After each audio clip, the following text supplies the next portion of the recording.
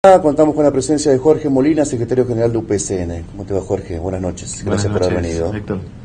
¿Qué conclusión hace UPCN, los estatales en general, tras la medida de 48 horas de paro y una posición que se compara, se emparenta a la posición que están teniendo, por ejemplo, los docentes privados y estatales en la provincia, de considerar insuficiente la propuesta del gobierno, la propuesta salarial, básicamente? ¿Cuán lejos está la propuesta salarial del gobierno? ¿Está muy lejos? Se puede ver un horizonte, pero sigue estando lejos? ¿Está cerca? ¿Cómo lo ven? ¿Cómo lo ves vos y cómo lo ven los delegados? Así como estamos lejos, porque de hecho tenemos una propuesta que es insuficiente en todas sus partes. En el porcentaje, nosotros no podemos aceptar el 15% de incremento porque a todas luces cualquier expectativa inflacionaria del 2018 habla de un porcentaje superior. Y también con la forma que se articula esta propuesta, porque está planteada por primera vez después de mucho tiempo en 3 tramos. Es decir, el gobierno agrega hoy en estos días, el mes de octubre, como una tercera estación de la política salarial. Es decir, que nosotros estamos viendo que el gobierno quiere desplegar una política salarial del 15%, llegando casi a fin de año, lo cual me parece que no es justo para los trabajadores, no es aceptable. Por eso justamente la contundencia de todo el sector público, del que nosotros representamos, pero también el de los maestros. Hoy se sumaron los municipales, los médicos, los viales. Es decir, nosotros notamos que hay un rechazo unánime de todos los trabajadores del sector público a esta política. Si el gobierno la replantea y se acerca realmente a las expectativas inflacionarias objetivas que podamos tener para el 2018, seguramente podríamos tener una propuesta para que los compañeros la consideren. Pero así como estamos muy lejos. Y para quien no es un empleado estatal y nos está viendo, dice, pero el gobierno además ofrece la cláusula gatillo, que vendría a subsanar esta posibilidad de emparentar la inflación con el aumento salarial. Sí, es verdad. Digamos, uno de los primeros puntos, incluso en la primera reunión de paritaria, nosotros tuvimos 3 reuniones, se acordó el mantenimiento de las cláusulas de actualización automática. Exactamente. ¿Sí?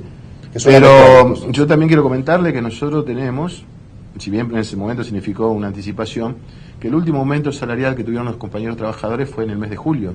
Así que hace 8 meses que tenemos el mismo sueldo. Sin contar el 1%, digamos, que es irrelevante, que fue en enero, que es importante, porque perfecciona la política salarial del 2017, pero que no es sustantivo. Entonces nosotros tenemos sueldos viejos, de 8 meses para atrás, con precios y tarifas, lo que se habló acá en el primer bloque, incrementos continuos del transporte, de la nafta, los derivados que va a tener seguramente los aumentos del dólar del último tiempo. Entonces nosotros necesitamos un buen arranque. Nosotros necesitamos que la política salarial de marzo refleje de alguna manera una posibilidad de recomposición de toda esta situación que te estaba diciendo y que no podamos tener 3 tramos. Nosotros creemos que 2 tramos, preferíamos obviamente una sola vez, pero entendiendo las realidades económicas, creemos que tenemos que levantar sustancialmente el porcentaje y tenemos que articular esta política a lo sumo en 2 tramos. ¿Estuvo muy lejos el gobierno en eso? Como planteando, por lo menos en estos 3 tramos, obviamente 3 más que 2. Es más que 2, pero ustedes, si hay algo que conocen, son los números de la provincia, ustedes los estatales. ¿Está lejos el gobierno de afinar la puntería, el lápiz? No, acá hay una decisión política, no hay un problema económico. El gobierno hace exactamente algo distinto que hizo el año pasado. El año pasado también el gobierno nacional dispuso una pauta de aplicación para las políticas salariales, que fue la del 17%. ¿Sí? Eso fue es público, todo el mundo lo sabía. Nosotros en nuestra paritaria le dijimos no, es insostenible porque sabíamos que las expectativas inflacionarias, como este año, iban a ser superiores a ese 17%. Rápidamente le digo, ¿en qué se terminó el tema? En un acuerdo del 25% más cláusula gatillo, que fue exactamente casi la inflación que hubo. Es decir, el gobierno salió de ese 17% por un 45% más para arreglar por el 25%. Y permitió confluir en un acuerdo que los compañeros lo aceptaron. Hoy no hace eso. Hoy cambia esa posición y se planta en el 15, en el mismo 15 que era el 17 del año pasado y que hoy lo sostiene a rajatabla. Si el gobierno sostiene esa situación, obviamente los trabajadores no lo pueden aceptar, porque hoy las estimaciones del Banco Central están diciendo que la inflación va a ser el 19,9. Entonces nosotros no podemos aceptar ese porcentaje porque claramente no es suficiente para para alcanzar, digamos, el índice de precio del costo de vida. Por lo tanto, el gobierno va a tener que reformular la propuesta para que los trabajadores la acepten y mejorar el porcentaje, que, insisto, no tuvo problemas para hacerlo el año pasado. Yo creo que hoy el gobierno tiene alguna decisión política de encuadrarse con el gobierno nacional, es objetivo, es el mismo número, es el 1% que corresponde a la política de 2017, así que no corresponde tomarlo para el 2018, y digamos, el 15% que establece la Nación. Es absolutamente simétrica la posición. Uh-huh. Todo parece ser que este gobernador tiene un criterio distinto de la política hacia los estatales que tuvieron sus antecesores del mismo espacio. ¿Haces la comparación y ves que esta es distinta? Bonfatti ha tenido una buena relación con los sindicatos, ha tenido una política salarial interesante y bastante buena, me parece, y Wiener en un primer momento, digamos, mejoró aquel envión que le había dado Jorge Obeid en los últimos tramos de su gestión. ¿Ves que esta es diferente, esta Lifchitz? Sí, en este año fundamentalmente vemos, te digo, el año pasado hubo un acuerdo que fue razonable, en este año vemos que el gobierno da un cambio, un viraje en su posición y se encuadra con el gobierno nacional, más allá de que dicen que tienen diferencias políticas. Y también notamos que a nosotros nos ha costado mucho el tema de mantener la carrera administrativa, el tema de reponer los cargos de compañeros que se jubilan o que digamos que no están más. Vemos que ahí se ralentiza mucho la carrera administrativa y encontramos hoy una seria dificultad en el tema salarial. Yo no quiero calificar ni descalificar, pero digo que esto es objetivo. Hoy vemos que la provincia por primera vez se encuadra con una directiva del gobierno nacional, que da por resultado eso, que todo el frente estatal, todos, nosotros, los docentes, los municipales, los maestros, los viales, las empresas, están todos en desacuerdo y todos en medida de lucha. Entonces, evidentemente, acá el que cambió su política es el gobierno. Y nosotros necesitamos que el gobierno flexibilice o salga, se desmarque de esa pauta, porque no podemos firmar salarios a la baja, porque nuestros salarios tampoco son tan altos como para sostener, digamos, una baja. Si el gobierno hace eso, seguramente el acuerdo, no solo con nosotros, con todos los sectores, lo va a lograr rápidamente. ¿Cómo estás viendo la relación de tensión de un grupo importante de sindicatos a nivel nacional con el gobierno y la decisión de balconear de la CGT, el reclamo puntualmente de mejorar el salario? Bueno, vemos que los gremios, muchos están acordando, muchos no están acordando, muchos están acordando con una lectura que a priori parece, digamos, encuadrarse con la del gobierno, pero todos tienen cláusula de revisión, ¿sí? Son muy pocos los acuerdos salariales, el último que firmó Luis Fuerza a nivel nacional, que establece un 15%, pero con una cláusula de revisión en agosto.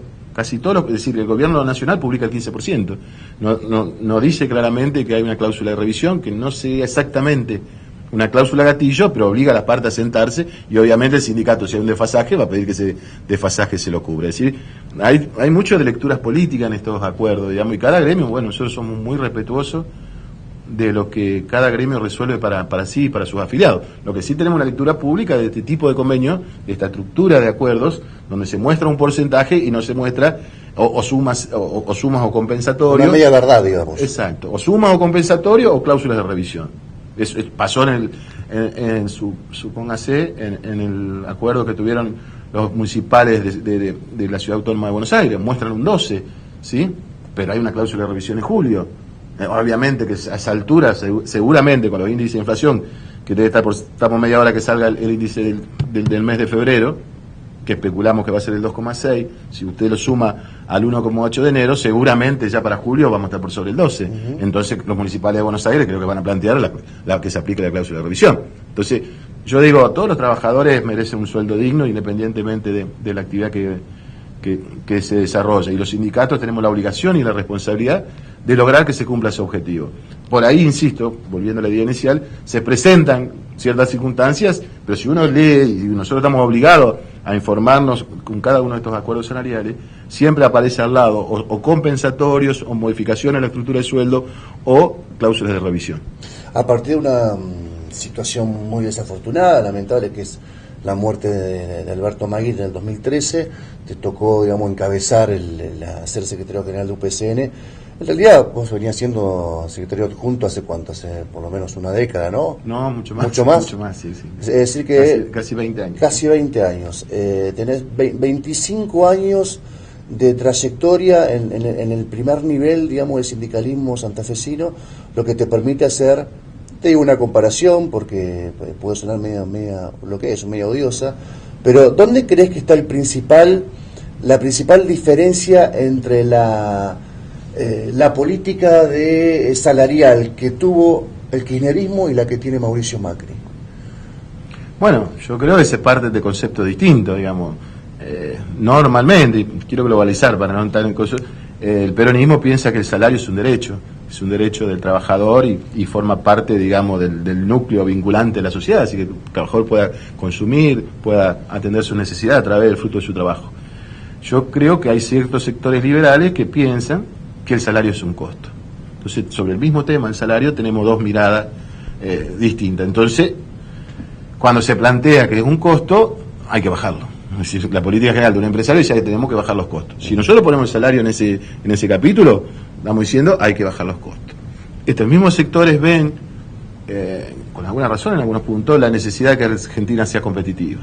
Entonces, cuando te dicen que la Argentina sea competitiva, te dicen al instante que los salarios, el salario medio industrial de la Argentina es de $1.500 y que en México es $800 y que en Brasil 900, en Chile y en Perú 400. Es decir, te la dejan picando para decir, ¿y cómo hacemos? Es decir, nadie dice que nosotros tenemos, digamos, un Estado que pensamos que el trabajador tiene su derecho, no que es una simple alícuota en la formación del precio final, ¿sí? En ese sentido, creo que hay que convivir con la realidad económica, pero permitiendo que los trabajadores y la sociedad se desarrollen con dignidad, porque si no, no vamos a tener una sociedad tampoco que sea digna de vivir. Por más ricos que sean los ricos, si la sociedad no tiene pautas de armonía y de paz social, no es una sociedad buena.